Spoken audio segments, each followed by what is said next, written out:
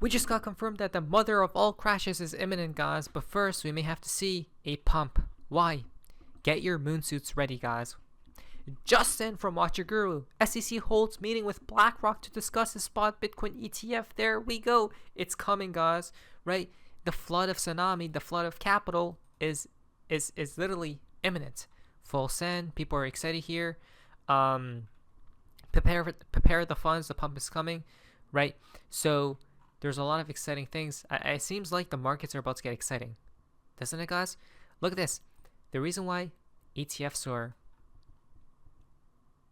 beautiful for the space is because from Galaxy Research, estimating $48.3 trillion in new capital that would have access to the spot Bitcoin ETF for the first time. Wait, what? Right? That's insane, guys. What's happening over here? This is how they rug pull everyone, right? This much money can enter the space, guys. Remember, Bitcoin is the king as we speak. So when Bitcoin goes up, every other crypto will go up as well, right? But remember, the financial advisors are going to tell their clients to, hey, you may want to buy some Bitcoin now, right? Because now it has the green light because of these institutions that are entering the game as we speak, right? Whoa, this is the future me, guys, because I just noticed this, but coming soon to a nation near you, the great wealth transfer in crypto, Galaxy Research, right? It's from the same people. Look at this. The great wealth transfer and crypto, a $225 billion opportunity. That's weird, isn't it? So this seems to be the game plan. Let's say the current system goes down, right? Money needs to go somewhere, guys. Where will it go to? Go towards cryptocurrencies. Well, I was going to say XRP specifically, but of course, the cryptos that survive, right? The new horse needs to be injected with a lot of capital for it to start running. Interesting. So even though maybe let's say a collapse were to come, guys, right? What if cryptos don't even go down, or at least the ones that will survive? I don't know, but that's crazy. But wait a moment. We just basically got the mother of all warning signals. Okay? This is the biggest warning sign I've ever seen. And this is how they're going to make everyone go broke. Don't we see? Yes, we're going to, this is my belief, we're going to pump, right? Bitcoin ETF goes live and all sorts of stuff that may mark a short-term top, guys. But when it's all said and done, right?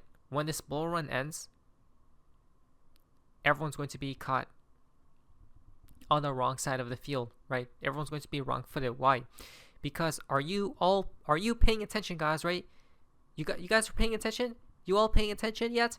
Warren Buffett selling $28.7 billion on stock rings alarm bells over economy. It's over. Sound the damn alarms, guys. It's over. It's over. It's over. Thanks for playing, right? We've seen all the other CEOs and everyone selling, but now Warren Buffett has come into the play. Right? He's not even joking around. $28.7 billion, guys. I'm done. I was about to cry when I seen this, right? Look at this. People are now predicting. Okay, whoa, wait a minute. So why did he sell? Well, recession? What recession? Hasbro laying off 1,100 workers as weak toy sales persist into holiday season, right? So we do know that a possible recession is imminent, guys. Now, I hope they delayed the ETF right around the same time the recession occurs, right? That would be so beautiful. That would be the cherry on top. Will they? I don't know, though, right? We'll have to wait and see about that. But wait a moment, okay? Here comes Coinbase. Another Coinbase executive selling, guys. I'm done. This is the craziest thing. Look at this Coinbase coin. Coinbase co-founder, a co-founder of Coinbase, sells another $13 million. $13 million in shares as the major insider selling continues, guys. Wow. Guys, they're all selling. They're all selling. It's guaranteed. I don't want to say anything is guaranteed, guys, because I don't know, right? I'm not no insider. I'm not a fortune teller. But these are the signs. If these aren't the signs, then I don't know what can be.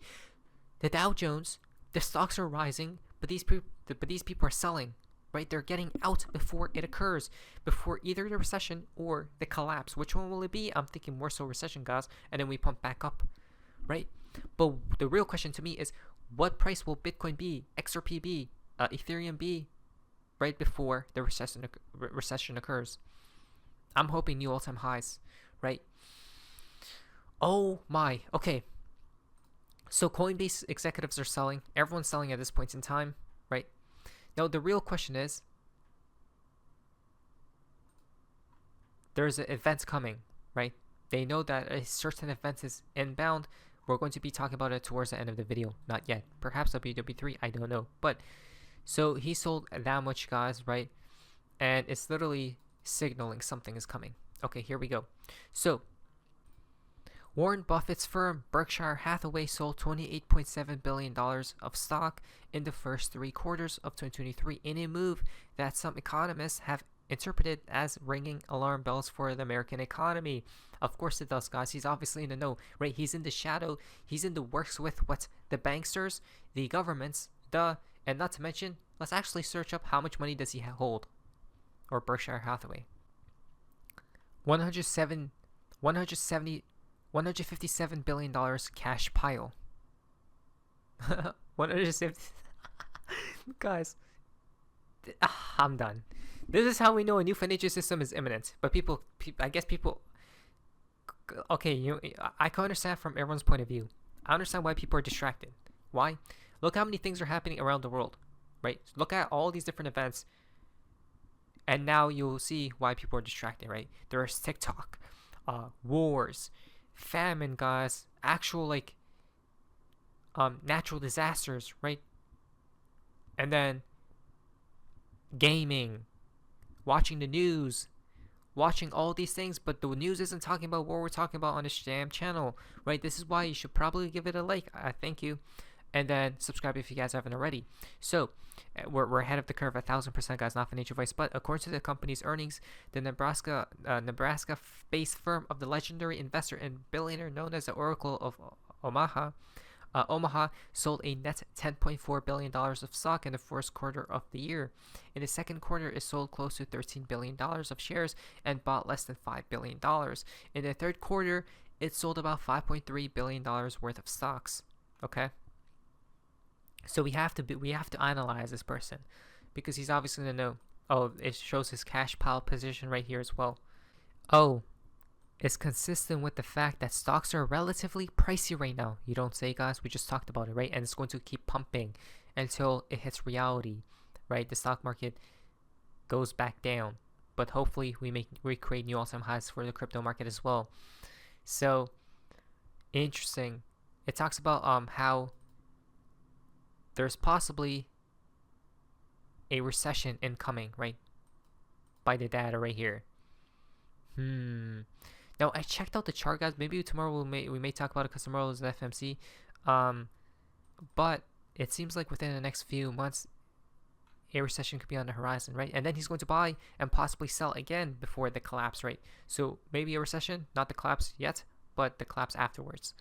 So, and right now, cash is earning a relatively high, healthy nominal return. If the market were to take a fall, he'll be ready to buy when valuations are lower, much like what he did in 2008. You guys see how they time the bottoms? These guys, they don't lose, guys, right? We lose. They don't. This is crazy. They manufacture these damn collapses, recessions, and everything, but they buy on the penny on the cheap. You, me, we get emotional and run away, right? Run towards the hill.